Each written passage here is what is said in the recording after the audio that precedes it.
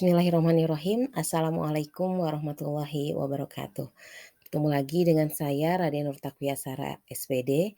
Di sini saya akan mengangkat tentang upaya peningkatan penggunaan peralatan tangan pada saat melaksanakan praktik. Saya mengajar mata pelajaran instalasi penanganan listrik di kelas 12 TITL atau Teknik Instalasi Tenaga Listrik untuk tahun pelajaran 2022-2023. Deskripsi permasalahan ketika saat melaksanakan praktik, saya melihat siswa cenderung menggunakan peralatan tangan tanpa memperhatikan fungsi dari peralatan tersebut. Mereka hanya masih bisa digunakan peralatan tangan padahal itu bukan fungsinya.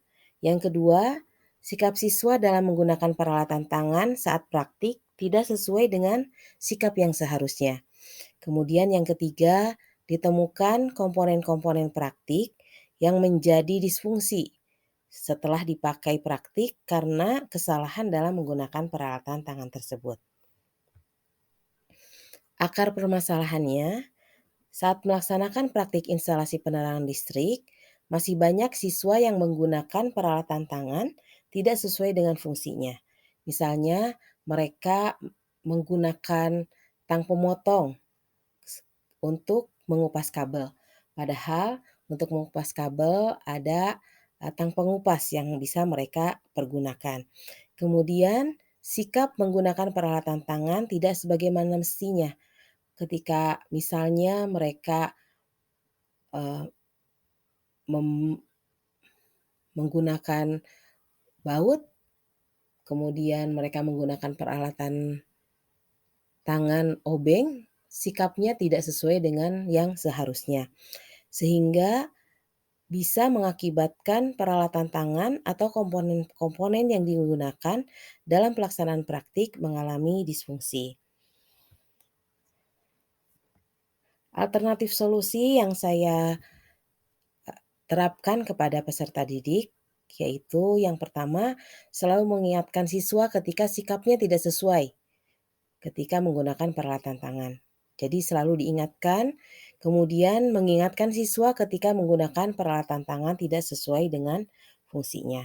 Misalnya seperti tadi, ketika siswa menggunakan tang pemotong untuk mengupas kabel, maka diingatkan bahwa mereka bisa menggunakan tang pengupas untuk melakukan hal tersebut. Kemudian mendemonstrasikan cara atau sikap yang benar ketika menggunakan peralatan tangan. Bagaimana menggunakan obeng, bagaimana menggunakan berbagai macam jenis tang, menggunakan multimeter, menggunakan tespen, dan lain sebagainya. Kemudian juga mendemonstrasikan cara menggunakan peralatan tangan. Kemudian mendemonstrasikan cara memberikan peralatan tangan kepada orang lain. Karena ketika sedang melaksanakan praktik, kadang-kadang siswa ada yang meminjam kepada temannya ataupun misalnya mereka bekerja sama dalam sebuah tim sehingga peralatan tangan digunakan secara bergantian. Hasil pemecahan masalah ketika hal ini terus-menerus diingatkan kepada siswa, kemudian diberikan contoh untuk menggunakan peralatan tangan, sikap menggunakan peralatan tangan. Alhamdulillah banyak siswa yang menggunakan peralatan tangan sesuai dengan fungsinya. Kemudian sikap siswa dalam menggunakan peralatan tangan juga mulai berubah sesuai dengan sikap yang seharusnya. Sehingga ini akan berdampak kepada lifetime komponen, juga peralatan tangan yang lebih lama karena penggunaan peralatan tangan sesuai dengan fungsinya.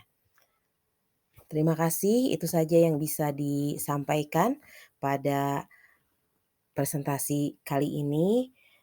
Mudah-mudahan bisa bermanfaat bagi kita semua.